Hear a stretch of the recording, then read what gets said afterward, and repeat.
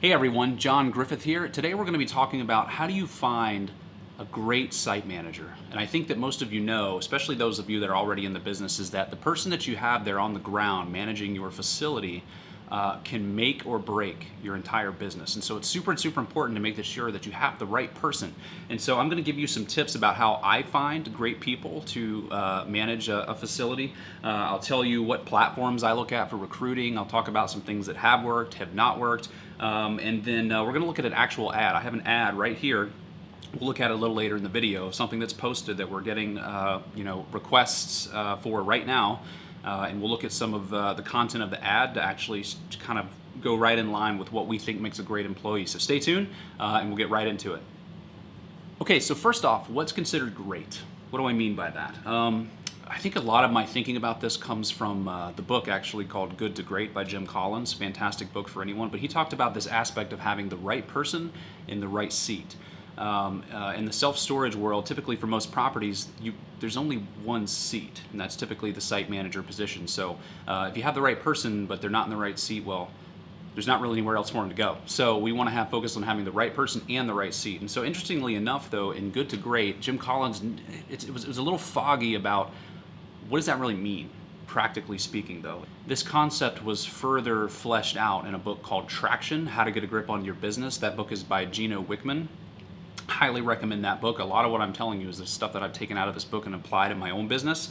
And so they took that aspect of having the right person in the right seat, and what they meant by having a right person was that person was in alignment with your core values as a company. Okay, typically three to five values that you have as a company. If you don't know what they are, we'll create a video later, possibly on an exercise to go through and how to flesh that out. But you can also take a look at that book called Traction, How to Grip on Your Business, and they're in there as well. So suffice to say, you have your core values as a company, and so what it means to have the right person is that person is in full alignment with those values, just like you are.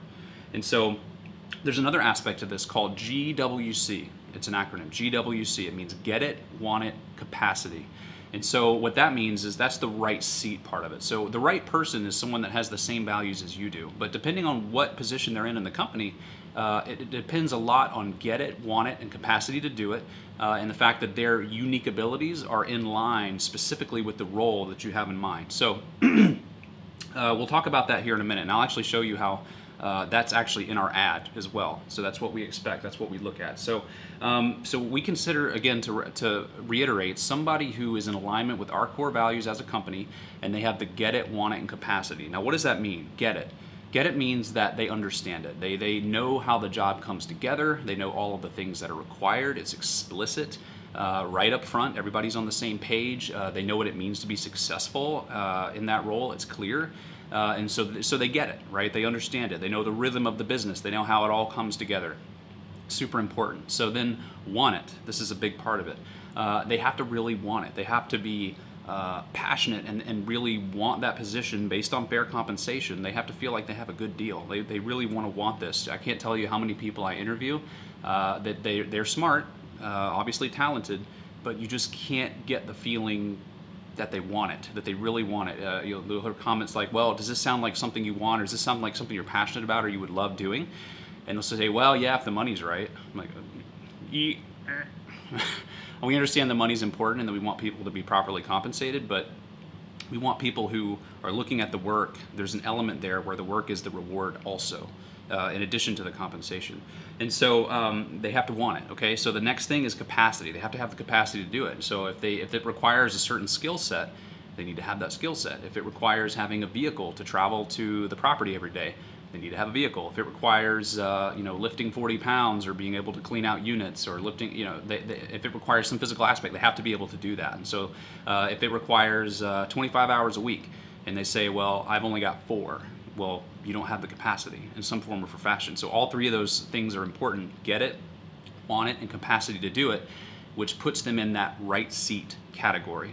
So right person in the right seat. Okay, and that's what I consider. And so we'll get into a little more about the qualities that a site manager should have. That kind of goes right along with that aspect of their unique abilities lining up with the role when we get in and look at the ad here in just a minute. Okay, now we've talked a little bit about what's considered great. Let's talk about where to look. Where do we find these great people to work at our self-storage properties? So I can tell you some things in the past that I've encountered that didn't work, and some things that worked a little better. And so when I first got my property, I really tried to go on the cheap in terms of finding great people, which is kind of funny in and of itself. I went to things like in my local town. I would call up some pastor of some churches and I would say, hey, do you guys have a bulletin board? I've got a listing here. Put this on the bulletin board there, and then maybe we'll get some people reply. I also did things like going on Craigslist, putting the job ad on Craigslist. And let me just say that I either got no response at all or just responses that weren't really high quality. Those typically didn't work. One of the things that has worked for us is sticking to platforms where professionals go to those platforms and engage on those platforms. So think of LinkedIn, think of ZipRecruiter. I'd say we've had a lot of good luck with ZipRecruiter. I've hired at least, let's see, this will be probably the third person. We have an ad on ZipRecruiter right now. So ZipRecruiter.com, it's a great place. You can pay depending on what level when you want to go on. They'll charge you depending on how many job positions you have. So if you have one, it's going to be cheaper than if you want to have, let's say, 3 or 4 simultaneously, or even more if you're a big enterprise. But for us, we typically do one, and kind of what we're paying right now for that is about $250 a month, I believe. So that's $250 a month to have this job platform out there for them to take that and as an aggregator and kind of put it all of these different places. I will say that we get a lot more traffic with that than we ever got off of the bulletin board or that we ever got off of Craigslist. There's still a lot of things you have to weed through, obviously, because that's your job as these resumes come in to make sure that that right person is going to be in that right seat, right? And that they have those they're in alignment with your core values, but they also have the get it, want it capacity to do it as well. And so we've had, I think at this point, 75 different responses to that. And we'll take a look at the ad content here in a second. So do yourself a favor, spend the money, get on a platform where professionals exist and engage on those platforms. Don't try to cheap out when it comes to that person, because again, the person that you can get and the money that you spend looking for the right person is just going to so pay off. Honestly, it's super critical. And when I first started this, I had the wrong mindset. And so luckily I learned from that. And really the fallout from having that wrong mindset is that it took me much longer to find people.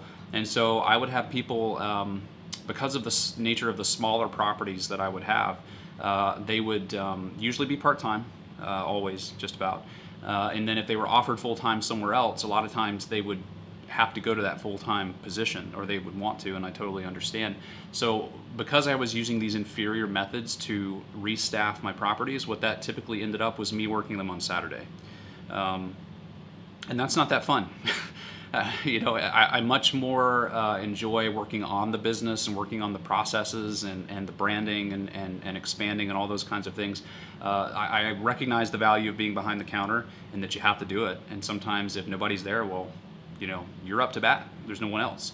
But I don't like doing that. That's not what I'm called to do, obviously. And so because I was cheaping out on getting people in on these various other more professional platforms, there were often times where if someone would leave the company and then I had to restaff, I would spend 4 or 5, 6 months sometimes of Saturdays just working the property in addition to my main job. And that gets really tough after a while. So do yourself a favor, get on the right platforms, spend the money, and then let's talk about having the content dialed in so that you can get that person that's right for your company. Okay, so now that we've talked about what's considered great in terms of a site manager and where to look for site managers, let's look at an actual ad that I have out right now. I'll read some of the content for you because I have a site manager, an amazing site manager. His name's Julian. I'll put a link up here so that you can go see who Julian is and see how awesome he is. But Julian's moving on to bigger and better things, and we need to find somebody that was equally amazing as Julian. And so this is the ad that we have out right now. So one of the first things you'll notice at the top of the ad here is that it says sales associate or customer care rep. Sometimes I go back and forth. Sometimes I'll do sales associate and customer care rep. or one or the other. I almost never ever post ads that say self-storage site manager. And I've actually never ever hired someone that used to be a site manager. And the reason being is because I've been exposed to site managers that are already at self-storage properties, and oftentimes, not always, but oftentimes, the person that's there, they've been there for quite a while, and it's their idea that they're going to somehow tell you how things are going to be done. And so I almost never go for a site manager to start out. Again, if this is not, you're not a property manager. It's like, yes, there are some property management aspects, but this is a position I'm looking for people that can sell. I'm looking for people that can really connect with people and have meaningful relationships with our customers. I'm looking for people that actually care about what's going on in their customers' lives. I'm not looking for somebody that can just keep the leaves raked and just answer the phone. That's not good enough for me. And so it's typically a sales associate or a customer care representative. So even at the very at the very top here, it says, why work here? Well, great company culture, flexible working hours, opportunities to learn new skills and build strong customer relationships. It goes on to say, this is an exciting opportunity. Listen for some of the words here of the type of person that we're looking for. This is an exciting opportunity for a success-driven, self-motivated individual who functions well in an independent work environment and wants to take an existing business, and help it reach stabilization and even grow to the next level. This property is stabilized now, but when we first started with this property, I believe it said right here on the ad, this place is distressed. Like we got problems here. I'm honest, because I want somebody to read that and say, you know what? That sounds like me. I like problems. I want to take this thing and turn it around. I want an opportunity, a challenge. And so I don't act like it's all rosy if it's not, and then, come in and it's great, because I want to be upfront, and I want the person that's reading that to say, hey man, that sounds like me. That's what I want. Goes on to say, we go on to list our core values here. Obviously, we put them right here in the ad, because again, we're telling the person who's reading this is who we are. And so if this is you too, well, then you'd probably be a good fit. I won't go over what those are. It's not really the part of this video, the part that's important, but we'll get there at some point later in the future. Position summary. In this position, you will be essential in creating a friendly and welcoming environment for our customers where we can identify and meet their needs, exceed their expectations, and provide the most personal and enjoyable storage experience possible. If you share our core values and have an entrepreneur's outlook and are excited by this opportunity, we would love to hear from you. And then we go into some of the responsibilities that are required. So again, this is making sure that they get it, right? That they know exactly what is required here. Maximize sales objectives with every prospective customer via the phone, web, in person, etc. Work with customers to identify their needs and provide solutions that will contribute to the best storage experience possible for them. Get out in the community and direct market to businesses and individuals. Sell and upsell high quality merchandise such as locks, boxes, moving supplies, and tenant insurance, etc. Build customer loyalty by treating everyone like a VIP and by consistently exceeding their expectations. Meet company financial goals by posting payments, processing bank deposits, pursuing collections, and upholding state lien procedures, all in an accurate and timely manner. Ensure the facility is held to the highest standards of presentation by cleaning units, sweeping and picking up around the property, and performing other general maintenance tasks. Perform at a high level without constant supervision. It's a big one, right? And so that's kind of what we're expecting, what's required. And so we'll get more into the qualifications about, hey, if you line up with these qualifications, then that's for you. Any candidate must be in full alignment with our company's values, but also have an owner's /entrepreneur's mindset and a fanatical commitment to taking care of our customers. Wow. Did we use that word? Was that an accident? No, it wasn't. Fanatical commitment to taking care of our customers. That's what we're looking for. The ideal candidate should have experience in one of various customer-centered selling roles, including but not limited to retail sales, sales associate, restaurants, customer service, retail manager, etc. We found some people from all different positions that actually make great site managers because of just that customer interaction. We've had people that came to us from Sam's Club. We've had some people candidates that have been really good in the past, and they've I think one person even had a position selling timeshares, and I thought, good grief, like if you can sell a timeshare to someone, you can sell anything. But little things like that, insurance, working over insurance claims with people, because if any position where you've worked with somebody where most of the time they might come in mad, and you're okay, and you're able to still maintain a positive spirit throughout all of that, like, hey, great, awesome. So again, you don't need self-storage experience to get into this. High school diploma or GED equivalent, college degrees plus, not necessary. Minimum of 2 years sales and or customer service experience. So I want to see that people have interacted with customers. I want to see that they've gone through that and that they've had enough of a trial by fire to be able to function in that role. Again, candidate must be well versed in a Windows operating system. Sorry, Mac. I'm sorry. That's what my site Link software runs on, so I need it. Microsoft Office products, and should know their way around computers very well in general. That's a big key thing, right? Ability to perform light maintenance.